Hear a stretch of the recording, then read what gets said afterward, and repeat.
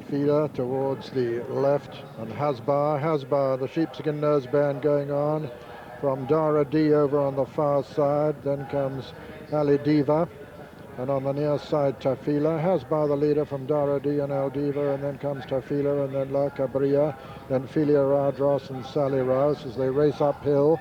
Hasbar the leader, swinging left-handed from Tafila and Dara D, and behind them Alidiva, and behind Alidiva is Filia, Ardross, then Sally Rous and La Cabrio, and Polar Bird and Palace Street is the back marker, and Hasbar still making it from Dara D.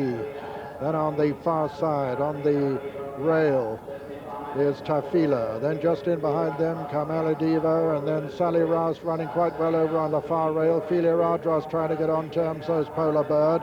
Palace Street is still the back marker, and Hasbar still has the advantage as they're inside the final 2 furlongs from Alidiva in second and Polar Bird moving into third. It's Alidiva, the challenger now from over on the far side. Hasbar, Alidiva the leader from Hasbar. Sally Rous putting in a run over on the far side, but Alidiva has the advantage. It's Alidiva, and Sally Rous got chopped off there trying to make a run, and Alidiva has it from Filia, Ardross in second. As they race up towards the line, Alidiva went to Filia, Ardross in second. Sally Rous gets up to be third, just ahead of Palace Street and Hasbar, and behind them came Polar Bird and La Cabrio and Dara D, and behind Dara D was Tafia, who was last. And so the result of the 9th year of sponsorship by the Oak Tree Racing Association. The Oak Tree Stakes first, number 5, Alidiva, owned by Mr. Charles H. Wacker III, trained by Henry Cecil and ridden by Steve Cawthon. Second was number 1, Filia, Ardross, owned by Dr. Klaus E. Roda, trained by Alex Stewart and ridden by Walter Swinburne. And third was number 3, Sally Rous, owned by Sir Philip Oppenheimer, trained by Jeff Ragg and ridden by Gary Carter, and she no doubt was the filly who was interfered with. There is a steward's inquiry. Here's how they ran home, reviewed by Julian.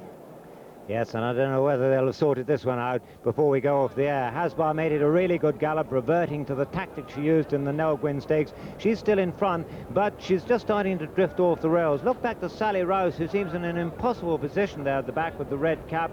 Gary Carter, but he threads his way through on the rails, gets a remarkable run. Alidiva's moving up to challenge on the outside of Hasbar here. Polar Bird there on the outside. Look at the run through that Gary Carter gets. He gets a sweet little run through on the inside. Now he decides to go up on the inside of Richard Hills, but the problem is Richard's got his whip in his left hand, so is the gap going to close at him? And Steve Cawthon on Alidiva, well, is she lugging a little bit to the right as well? I don't think so. We'll see on the head on. There is where the interference occurs.